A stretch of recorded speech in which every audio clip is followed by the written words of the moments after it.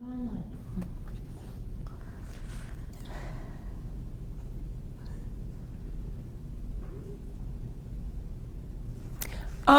it is a pleasure to be here this evening to have Erin Bishop here to be a part of this YSU Alumni Lecture series that we're doing. And today we're going to be talking about public health, the global pandemic, as well as looking at what's going to be happening in the future. And so I have my phone, so if you have any questions, please feel free to post that. We'll be trying to make sure that we answer your questions before, throughout our conversation today. So let's get into this. So Erin, as an alumni of YSU, you've graduated in 01 and 07 with a bachelor's degree of science and applied science degree, as well as a master's in public health. Can you give us a little bit about, tell us a little bit about yourself and how you came about choosing the degree of public health? Yeah, sure. Well, I can start off by, I was born and raised in Youngstown. Been here my whole life, 43 years. I've been a resident of the city, and I went to Ursuline High School, so right down the road here, and it was kind of always, I was going to plan on going to YSU. My mom didn't go right out of college, or right out of high school, and came back later, and so she was coming here. My dad did come here for a little bit, and then a lot of my uncles and aunts did go to YSU, so I guess I always thought I would be at the university, and so when it was time to graduate, and I had no idea what I wanted to do with my life. So the very first thing I tried was physical therapy. Loved the classes, just didn't do very well in like the chemistries and the physics. So I'm like, now what? So then I went to teaching, and then I liked that, but there was something missing. So then I moved to social work. And then I loved social work. I loved the classes, I loved the professors. But I was just sad sometimes during the classes. I thought, I don't know if I could handle doing this the rest of my life, but I loved helping people.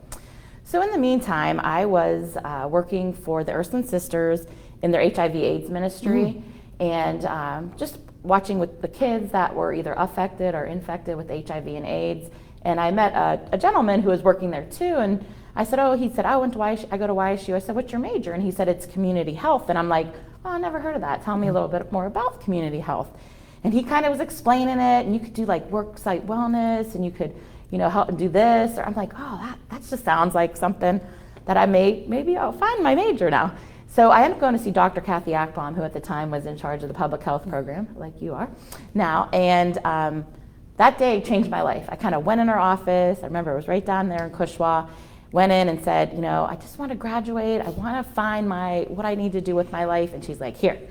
I had two more years left. She just kind of marched out everything. This is what you're going to do. I took like a ton of classes. You're going to take this, and then you're going to join Eta Sigma Gamma, and then you're going to graduate, then you're going to get the MPH program. I was like, oh, wow. I went from, I don't know what I would do with my life to, I was getting a master's degree, right? Right. So started to take the classes in community health, and I was like, this is great. And what I did like about it at the time, there was not a lot of people, so I'd have a class with like 3 other students, and we just had a real good camaraderie. Dr. Ackbaum was, always be someone that I always looked up to, and I always say she really did change my life, and public health, was something I really ended up falling in love with. So while I was in undergrad, my very first job was at the Community Health Center, which is right up on Wick Avenue. Again, I'm like Ursuline, YSU, back to Wick Avenue. And I was a health educator there. So that was kind of cool, because this is National Public Health Week, or Health Education Week. And some health educators I know that are out there today watching this. Some of my old classmates here at the university are probably watching. And congratulations. I know being in public health right now is not easy. So I commend you all.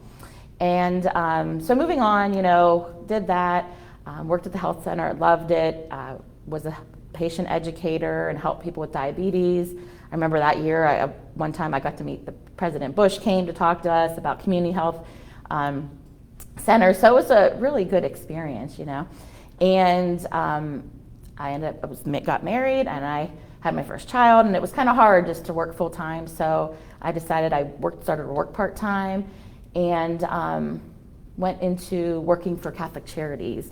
regional agency, and I was working with the homeless program, and it was called the Hope Program. And what I did was wait. Oh, But before you get into see, that, I know because I can see you're I going to know, tell the I know. whole story, but I want to say that Yeah. because while you were doing the public health work, it made me think of this whole ideal about what does public health mean to you? Yeah. Now, since you've kind of had this experience, 365 about Right. all these things that are happening now. So I'm just curious to see, and I'm sure Arlene's would love to know, what does public health mean to you? So public health to me means like everything. It encompasses everything. And I remember for so long, before the pandemic, people would say, well, like, what is public health? So you have your master's in public health, what does that mean? Absolutely. And I'd be like, well, like I could work at a health department, or, when you think of like diseases or infectious disease, or, when you go to the restaurants and they inspect, that's like public health. That was the big thing. Right. And now, like, I can't turn on the news and not hear public health like 1,000 times, during the thing. And finally my kids get what I do, my husband gets it, and, my whole family's like, oh, that's public health. So finally, like we've made our way in the world as public health people. And so I just think it just encompasses the whole person from, the beginning of life till the end of life, and how, we function through society, and how we can, I always look at it in public health as we just want to keep them safe from, from the minute they're born until they die. And that's really what we do in public health, is just follow people along their entire, lifespan. So you bring up this really good point, as you mentioned, this is National Health Education Week, and you talked about your experiences. One of your first jobs was being a health educator, and I know many of our alumni or students, current students, are always wondering, how do they, now that they've picked public health, or I should say discovered public health, right? Yeah. They've discovered It's a public discovery. health in one way or another, right? We've all have similar stories. We didn't quite know what public health, and now more people kind of have an idea about what public health is. I jokingly say just a small idea about what public health, because it's so much more than what has been talked about recently. But you were kind of going into this whole ideal about work you were doing before you started working at the Youngstown City Health District, and about some of those previous projects, and I think you said something about like homelessness. Can you talk about some of that experience and that passion that you had? How'd you find that? So when I was working at Catholic Charities, they had this Hope program, and we would help women to try to get back on their feet. I would go to like the Beatitude House or the YWCA, the rescue mission, and I would work with women and try to teach them about like what happens when we get back out there, and trying to get them to save money so that when they come out, they could put a down payment on an apartment or a house. So, and as I was there, Nancy Voitis, who is the executive director there, was my boss, and she was telling me about this continuum of care, and so I got kind of active with that, and all the different people in the city of Youngstown and Mahoning County just really working together to work with the homeless. And while I was there, they were talking about the National Alliance to End Homelessness, and they had this 10-year plan. So Mahoning County didn't have one at the time. So I'm like, okay, that makes sense. And at the time, I had no idea what I was going to do for my capstone for public health. So I'm like, okay, this makes sense. I could do the 10-year plan to end homelessness, and how I can bring why homelessness is a public health problem, and I kind of merged that all together. And so I did the 10-year plan to end homelessness. It was 2007 to 2017. So it was just a strategic plan of how we in Mahoning County were going to end homelessness. So that really, again, your path kind of moves. And so I'll never forget, I finished the plan, and then I graduated that year, and I was asked to be the student speaker at the YSU. So when I graduated from YSU with my master's degree, I presented to the class, or to the graduates. So it was pretty cool. And it was President Trustle's last year here as the coach, because he was moving to Ohio State, and so he was there that day, and I'll just never forget. So it goes around, and I wanted to touch a little bit as I moved to public health, but YSU, as I was a student here, it had so many opportunities for me, and staying home, I wanted to. Like, I was a homebody. I loved Youngstown. I didn't really want to leave. My parents were here. My grandmas were here. So, I chose to come here, but I got real involved. I joined a sorority. I lived in a sorority house. We lived off campus. So I really embraced what YSU is. And then with public health, I got involved in Eta Sigma Gamma, which was like our health education fraternity. And so I was the president of that, and we would do service projects. And I remember we had a really nice initiation ceremony. It was over at the Newman Center. And we just did a lot of nice things for public health. So I remember too, like Dr. Akpom saying to me, what do you want to do? You could be, do you want to go into pregnancy prevention? Do you want to go into drugs, alcohol? And I was still, like I said, I had no idea what I wanted to do. So fast forward ahead, I'm working at Catholic Charities, and I was asked to join the Board of Health. Being a member, having a public health background, living in the city, they needed a board member. So I was happy to do it, and I kind of brought that YSU connection. And then things happened. Jay Williams at the time was our mayor, and it was kind of like this job appeared out of nowhere, like my dream job. And when I tell you, I'm not lying, that I used to tell people, like, my dream job would be to be in the city, Youngstown, my city, and be the health commissioner. Like, that was just my dream. And so to tell you that I'm living my dream, I truly am living my dream in my hometown, working all the time with the university that I love so much. And so, just being able to do what I love in the city I love. And I always talk about that because I truly mean that. And I think you bring up a really good point when you're talking about, this is, your community. You're invested in the community, you're involved in the community. And I know that as being the health commissioner, you're invited to be on a number of different committees and coalitions to have a voice, right?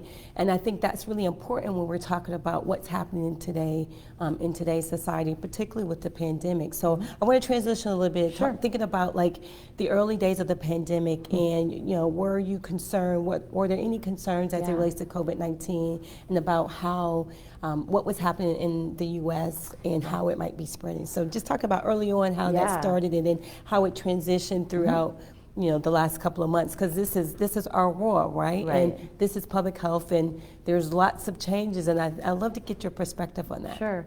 So again, I always feel like I have a story, but so I do have a story for this one. Okay. And so we were very busy in becoming accredited. So health departments had to be accredited by 2020. So we were kind of like really working on it. I mean, nonstop. We had to do so much. I'm sure anyone that does accreditation in anything is a long process. So we were trying to be public health accredited. We had our site visit, right? So it was 2 full days, just like exhausting days. Yes.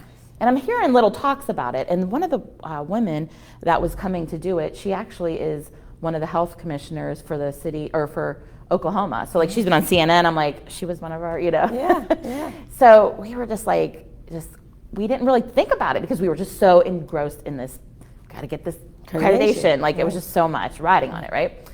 So the next day we get summoned to Columbus, and they're like, there's this, something going on, and I've heard about it, and they're like, we're going to talk about it. So we go down, myself and Tara Tophy, who is my colleague, our director of environmental health, her and I'll never forget, we're driving down to Columbus, and we're like, oh my God, life is going to change. It's going to be awesome. Like, we're just going to have this, everything's behind us. We can relax. Like, we just like how these plans, Right. So we get there, and I remember we walk in, and it is packed. And I'm like, and she says to me, like, I thought there's like, they don't want everyone packed in a building. Like, we're all here, and we're standing room only. And they start talking about, COVID-19, and no one really knows. And that was the day that the Arnold Schwarzenegger was canceled. So like Governor DeWine kept coming in and leaving, and then there had been one outbreak at Miami University. So they kind of told their story, and then the Surgeon General came and he did a little presentation. So he was like Skyped in, and cause you're starting to get a little worried, like this is like some serious thing going on here. So Tara and I are just kind of like, we had lunch and we're like, okay. And then after lunch, we did like a little group project, and we were kind of all put on, and what happens if we have like a pandemic, and what will happen if this, and what if we have to do max vaccination, and what if we have to shut down schools? And I'm like, okay, like, this is for real, I remember learning about the Spanish flu in public health and from 1918, and so I'm like, and we would always do, and that's what's so weird about public health is we would always do these little fake, what happens if that? And so, you go to them, and like half the time they're like a whole day, and you're just like, oh, okay, this ain't gonna happen. So, but you're learning, you're listening just in case. Right. So everyone's like, oh, we got to do this. And I remember everyone's big thing was, what are we gonna do about accreditation? Because everyone was like in that mode too. Mm-hmm. So I was just like, we just finished ours. And so on the way back home, we're like, oh, this is kind of, okay, what do we got to do? And the first thing we did the whole ride home was like, we got to get this person on board. We got to talk to them. Okay, let's kind of get a plan here. Mm-hmm. So the following week, I was asked to go and speak to the Rotary, Youngstown Rotary. And I was speaking about COVID-19. I mean, I just did a quick PowerPoint. One of my wife's interns, Gabby, she helped me do it. And we were, just kind of learning about it. And I went and I presented. And as I was presenting, Scott Chulik, who's a YSU grad, raised his hand and he said, Erin, I just want you to know, I was talking about, it's always changing, we're learning. He said, while you were standing there, I just got a text saying that it's the WHO, World Health Organization, named this a pandemic. And I was like, what? And at that moment, it was at the YMCA, I'll never forget, it was like my life changed.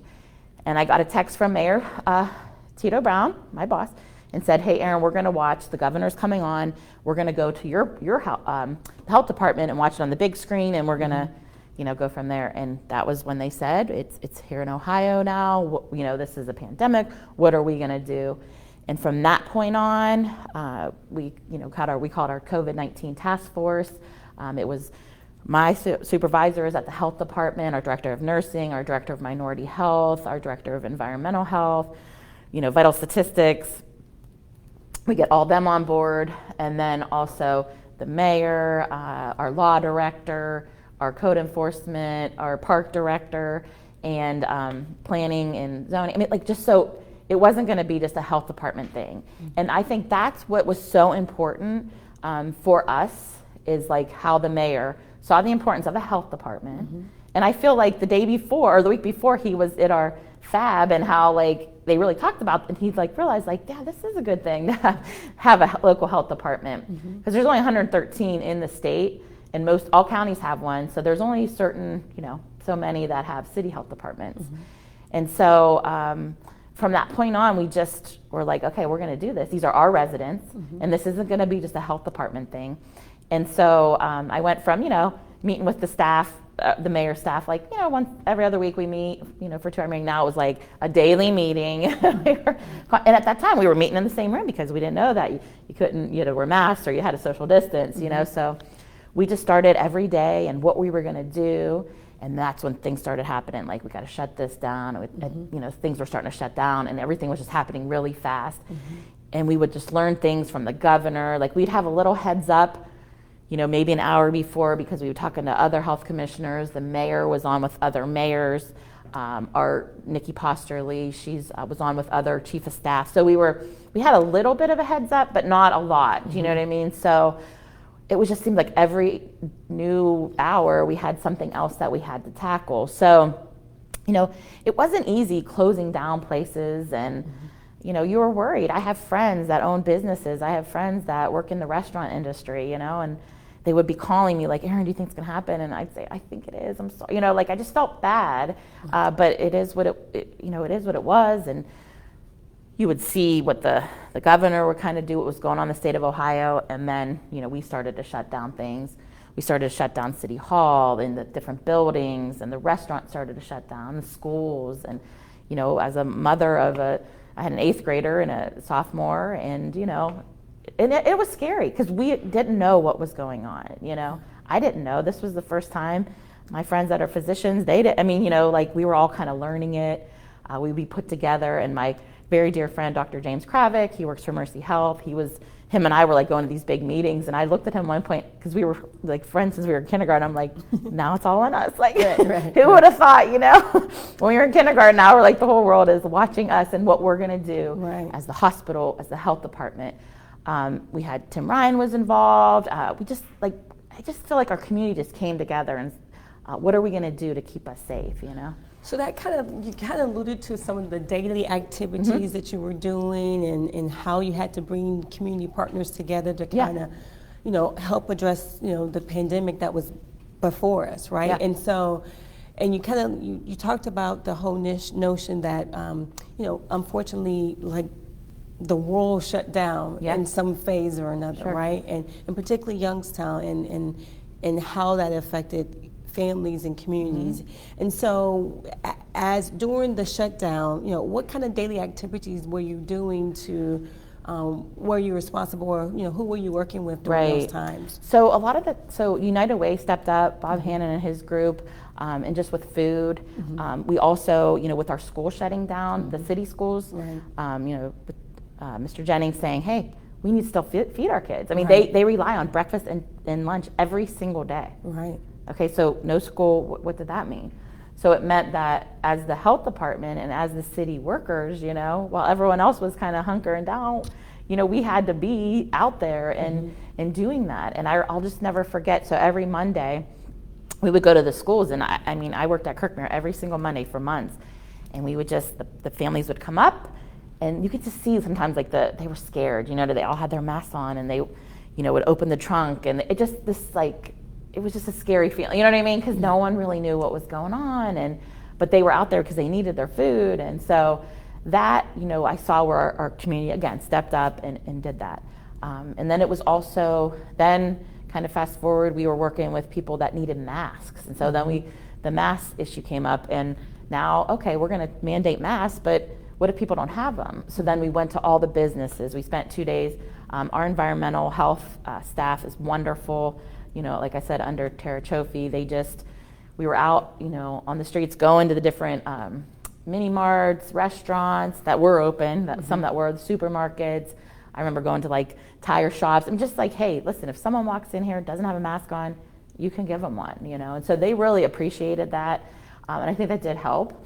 And we also just, any complaints, there were people, we worked with businesses. Our environmental health just worked with how are we gonna keep our employees safe? And I will say, I really saw just business people step up and just say, we wanna protect our workers. This is so important.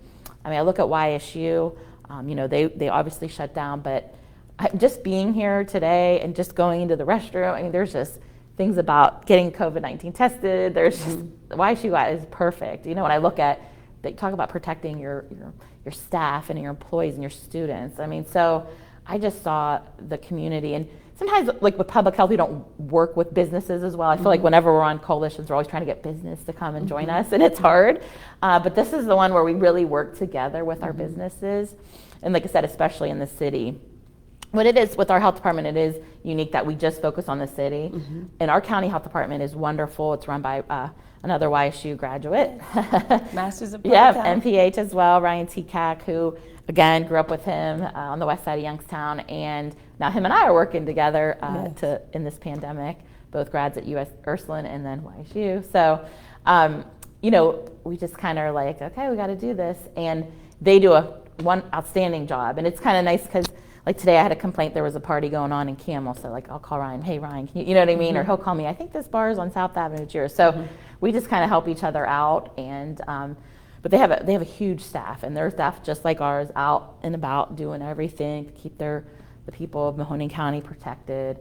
But they kind of get a little break in the city because we're here to pick up, for the city residents. So you've alluded to this, and I think you demonstrated the importance of partnership and everybody working together.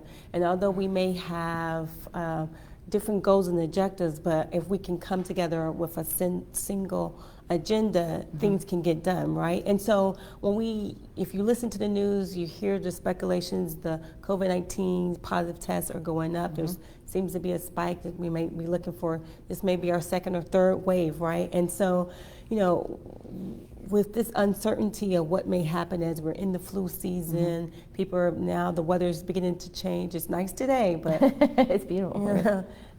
May not stay that way for much longer, as the season begins to change and people are more indoors, and we're facing that uncertainty. Can you give us something about what to look forward to when we're talking about the future in the next couple of months? What you anticipate might, could happen or need to happen in that regards to COVID-19? Yeah, so today, really I was focusing. I talked on the morning show in the morning. I did Facebook Live with the mayor. I just got off the phone or before I came here with, I meet every other Thursday with our clergy in the city of Youngstown and the surrounding areas to talk to them about what we can do. So, and I talked to them. So I feel like, and I also was on 27 today. So I've been talking about this all day today. So I'll just continue on what I've been talking about. So we're really worried about the holidays are coming up. All are, I think of the end of the year every year. Like I just love that time of year. We just celebrate what has happened. 2020 is a hard year to celebrate, right? But we want to do that.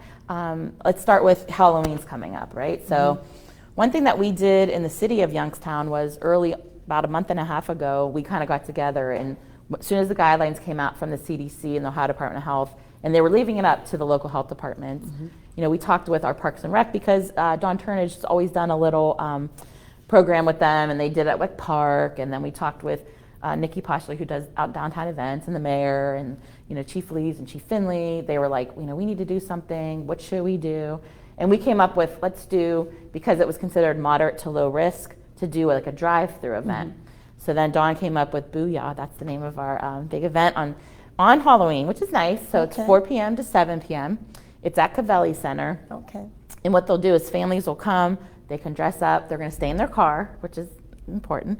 Stay in their car, they can open their trunks, they can leave their trunk open the whole time. We'll throw in the candy or whatever. We're making packets pre-packaged, for them. And then we'll have like masks and everything else. We're going to do like they could decorate their car. We'll have giveaways. We'll have, costume, car decorating, so we're trying to make it fun for everybody. And then we have about 30 organizations that are going to be socially distanced, like I think we're doing every third parking space. So, we're on it. Anything that we do in the city, it has to have like my approval, not that I'm like, but like between me and Tara, we have to make sure everything's done. Right. The mayor is always like, is health department okay with it? If they're not, I'm not. So just because this time we have to do the COVID.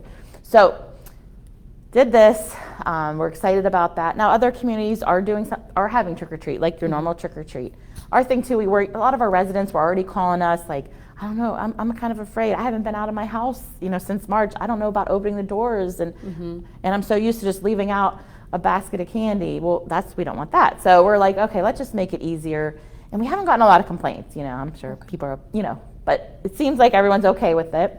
But for communities that are doing it, I think they're doing a great job, but there's just things that you have to realize that you need to make sure that when you're doing trick or treat, you're staying separated. I know when my kids, we used to go, they were like huddled together, and it was like the whole crew, having a good time.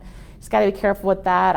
I look at, you could wear your mask, but kind of incorporate that into your actual, costume, because you don't want to have 2 masks on. It'll get a little hard to breathe. So we're trying to tell kids that. And then for people that are passing out, we're saying to be outside, kind of greet them, sit on the porch, sit in front of your garage, and then not to have that community, that was always like fun. The kids always, they just let you take whatever, And I was always one for that, because we would always be trick-or-treating. I'd leave a basket and go with my kids or whatever. So, we're telling people not to do that, kind of prepackaged stuff. If you have more than one thing you're handing out, so put in a baggie. And I think it'll be okay, just as everyone follows those rules. But what we worry about the most, I think, is the parties and the getting-togethers, because what we're seeing now, and we're red, and a lot of people were worried. There's rumors were flying that we were going to turn purple today. We aren't, but we're at higher risk, and a lot of this we're seeing pop up is, family gatherings, larger gatherings. I was doing a couple examples today. A woman who wasn't feeling very well went and got tested for COVID-19 while she was waiting her results. Through a baby shower at her home, people went to the baby shower, and people were getting sick there. So we tell people when they come and get tested, like, you have to quarantine. Like, if you're waiting for a result for a test, you need to stay put. So where can people go if they want to get tested for COVID-19? Yeah, so right now we're doing testing every Thursday. Okay, every Thursday. We are doing it through the health department, the governor's office, and the Ohio National Guard. Okay. And so we have them all over the city of Youngstown. We try to go to a different side of town every day. Today we were on the east side at the Spanish Evangelical Church. We did have a little over 120 people there today. So it was a great turnout. We also are doing flu shots The flu shots are $25 or free if you have an insurance card. And we had a lot of people do flu shots today. Usually people are like afraid of needles, but I'd rather be more afraid to get that COVID test. I'm like, but we had a lot of people do flu shots today. So that was good. I was very happy with that. And it's nice, we have YSU students, nursing students that come and do that. So they're teaching how to, give the flu shot. And we like that partnership with Dr. Wagner and her nursing students. So we've been doing that every Thursday. And then there's all kind of places around town, Mercy Health, Quick Med, 910 Rapid Care. They do the rapid tests. I get tons of people that I need a test tomorrow, like they want the results back. So there's places that can do those rapid tests. So we have a list that we always tell people, but we always say, hey, we have one here if you don't want to worry, the drive-through. So we always let them know about our testing. So where can they go for next Thursday? So this week is over. So next week, if they're ready to try to get ready, they want to participate in your every Thursday, where is the location for next Thursday? So next week's very close here. It is on Wick Avenue at St. John's Episcopal Church. Okay, great. Reverend Gale's church. So it's nice, and if we have students at YSU, we always are encouraging them to come out. They could just walk right over. So you talked a little bit about how you connected with YSU still, even though you've graduated, you're still connected with YSU. Can you describe a little bit more about other things that you're doing as it relates to COVID, or other things that the health department is doing that connects back to YSU? Sure. Well, first off, I did teach at YSU from right when I graduated, so it was 01 till 2012. So that was a long time. I did some undergrad classes. I always taught Intro to Healthy Lifestyles, which I love. I really miss teaching. But I like the one-on-one. I like being in the classroom as opposed to online, because I just like really getting to know the students. I can't tell you, I can't go anywhere without someone, oh, you were my YSU teacher. So my cousin's like, how many people did you teach? I'm like, a lot, when you taught that intro class. So I do miss that. I love that. But, as a mom, I kind of wanted to be home and, with the kids at night and football games and baseball games and all that. So I think I would go back probably once the kids are, they'll be here in a couple years, hard to believe. So I can't believe it. The family tradition continues. We love to hear that. Yeah, there definitely will be third generation at YSU. So they, I think that was a huge, but then in all my jobs, especially at the health department, it was that internship. And I remember when I did my internship, I did it more in city schools in the pregnancy prevention program. So that was back in those days. And I just wanted to give the students a really good experience. And I thought health department would be the perfect place. So I can't tell you how many students I have had over the years. And I'm friends with a lot of them on Facebook, and they're all over the country. I have some in North Carolina, one was Montana. I have a girl, Macy Nordy, she's up in Canada. And then I have students that, one of my, our interns, Nichelle, she's the health commissioner in Conneaut City. So I'll see students out there, I'm like, oh my God, or, and still to this day, always getting, can you write me a recommendation, this and that? And I said, absolutely. So we always have interns. We have 3 right now from YSU. They were actually helping us today at our testing site. They're just awesome. I love the students. I love being their mentor. I think they get a great experience at the health department. They go through all of the, the different, they like to work in nursing. I'll tell you, they love doing environmental health. They love going into the restaurants, and I feel like that's always one of their favorites. And I think they like getting out and kind of checking out the community. So, but right now they're busy, you know what I mean? We have them really busy with COVID-19. And I always tell them, you guys are getting probably the best experience I've ever been able to give interns because of this pandemic. I work with AHEC, and so we have students coming through doing, field experiences there, and just getting to know what a health department is. So we love that. And then I look at really our connection. I look at you, Dr. Powe. You and I are on a lot of. I feel like you're always the YSU connection. Because whenever I'm on any committee, they're always like, okay, we got to get YSU. We got to get YSU. And I'm always like, okay, Dr. Powe. There's always the certain ones will come and be a part of it and give us your expertise. So I also have a really good relationship with Angie Cameron, who's in Health and Human Services. So we just have some really good people here. And I will say, just with the whole COVID, so I can't tell you about, President Tressel has been wonderful through this whole thing.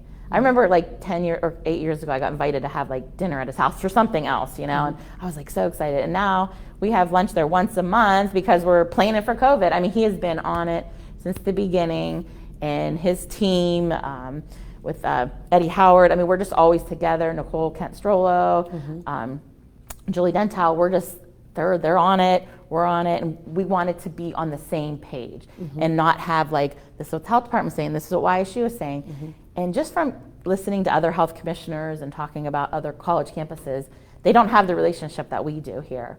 Like last week, I was checking out the swimming and diving team to make sure they could do it. Tomorrow I have to go for basketball. Football's already contacting me. So, I mean, they always go right to the health department. And they could easily not, you know what I mean? But I feel like they truly have just taken this serious. And so, I mean, I couldn't do it without YSU. So you got me thinking about, like, you know, right now we're talking about COVID-19, but the reality is, you know, how do we continue these relationships and these conversations? Because, you know, right now the hot topic is COVID-19, but there's so many other things that are affecting our community right here in the city of Youngstown. And thinking about how do we leverage these conversations and these connections that we have, how do we maintain them? How do we sustain them? Beyond, you know, beyond the talks of COVID-19. Although we will probably be talking about COVID-19 for quite some time, but we also have to talk about some other issues that are happening here in the city of Youngstown. So, what are your thoughts about and your hopes there as it relates to how do we maintain these partnerships? What do you need from the community to help the city of Youngstown continue to do the great work that you all are doing? What do you need us to do? So I think with that, I look at, you know, with Minority Health, our local office, we are very blessed to have Lee Green, who runs our local office of Minority Health. I know you sit on her advisory board, and she has so many things, so many great programs that she wants to do and do. And right now, everything's pretty much been on hold because of COVID-19. And then we have our reproductive health and wellness clinic, who we're trying to get up under the direction of Anthea Mickens, another YSU graduate, and has her master's from here, and her nurse practitioner. So we're trying to get this clinic up and running, and it's hard right now because of telehealth. And I mean, there's just so much that we have that we want to do. But I think because of our partnership with COVID-19, it's woken up people like, okay, the health department is a great player. Like, we can really work with them. I have always relied on our community. We are very blessed here in Youngstown. We all know each other. I think that helps. You know someone who knows someone. We like crack up when we were, you know, today we're Dr. Robin Woodbury, and she's helping us out, and everyone knew her because we were on her side of town on the east side. And so every single person, her mom, her dad, like her sister, you know, like we were cracking up. She pretty much knew every car. And it's just funny because we all know each other. When you're from Youngstown, and if you're an outsider, we accept you. We're happy to have you. And you can fit right in with us. But we just are lucky that way. We have always worked together, mental health board, you know, with Dwayne Petrelli. So I'm just been lucky that I know I can at any time rely on any of those people. But I'm blessed for the city of Youngstown. I mean, our I say the YCHD family, I know people always say my work family, they truly are. We have, you know, we went through a tragedy together. This has been traumatic, and we have really all had each other's backs, and I think we're gonna be a lot stronger for it, but it's been tough. And I look at our community, I look at the city of Youngstown. We couldn't be here without the leadership with Mayor Brown and all of our other department heads, and then the full community that has just, whatever you need, Erin, that, you know, they're always like, what can we do? How can we help you? And I think that has helped where we are today, you know, with COVID-19 and in general. So we've talked about a lot in this short period of time. We've talked, like, we could probably go on and we probably could. You know, always worried about, like, am I going to make the time? But yeah. There's so much to talk about. We were just thinking about how do we get the community engaged in, you know, what's happening. How do we be the best servants to the community, and how, most importantly, we get the community involved in what's happening here. So you've talked about so many things. I'm just trying to think, you know, is there anything that you would like to say in closing to try to, that we haven't talked about yet? Because we've talked about a lot of stuff, right? So I just want to make sure that you have an opportunity to have some closing remarks. But before you do that, I think it's so important when we're talking about, you know, the role that YSU has played in your career, and the role that a public health degree could play in our current students and other people's future degree. Can you talk a little bit about like what might be next, what potential future jobs might be coming up, especially with contact tracing, perhaps when the vaccine come available, like what role might the health department play at NYSU in helping with some of that? Yeah, that would be great. And I think about what's coming down. So we're starting the talks of planning for the mass vaccination, and that's something that we have always done, like little mock trials, and now it's going to happen.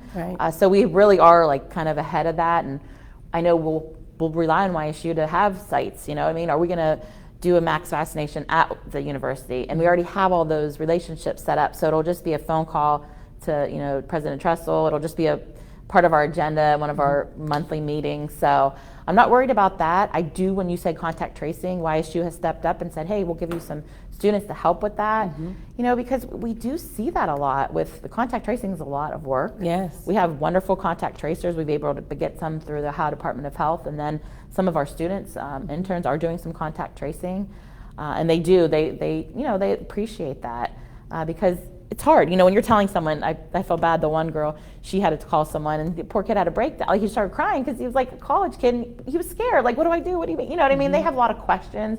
So our contact tracers are so often like trying to talk someone down, and this is what it means, because I think people are just scared, again, not knowing. Am I going to die? Yeah, they're like, today, right now? Yeah, so we have to talk a lot of people down. And then also people are very worried about, well, I'm not going to be able to go to work for 14 days. What do I do? So I will tell you, we do have some CARES money that we got, and we contracted out with Catholic Charities Regional Agency in MyCap with Sheila Triplett and Nancy Voitis. So they're going to kind of take over that money. We're going to refer those to people. So now when we tell them you got to take off work for 2 weeks and they're freaking out, we'll help you, whether it's rent, help you with your mortgage, help you with some utility payments. You need some food, we'll be able to get you some food, some cleaning supplies. We'll be doing that. So that's helpful. I know YSU has been very helpful for their students. If they're in quarantine, they bring them food. I mean, they do a lot. I'm really surprised at just how we just have to help people, because at the end of the day, that's what we're here for. But I think too, just public health, there's going to be a lot of jobs out there now, I think, eventually. And we just I keep anything I find, I have students that I'm always sending out information if new jobs come about, health education jobs. I think that's important. But I will end with, I think we're getting close to the end. I remember when I did my presentation in 2007 to the students, I remember saying, I talked about the show Wicked, Broadway, and I think of Broadway now closed until the summer. It breaks my heart, And I saw Wicked, and the one song was For Good, and it goes back to YSU really changed my life for good, and I still go back to that when I'm here, when I look at all these pictures on the wall and how my life has changed for good because of Youngstown State. So this just about wraps up our time today. But I have to say thank you so much, Erin Bishop, for being a part of this alumni lecture series and sharing your experience of how you discovered public health, your career path, and really talking about what's happening within the city of Youngstown to deal with COVID-19, and stressing the importance of community involvement. And we all have to work together in spite of what's happening. We all have to work together, and that's so important.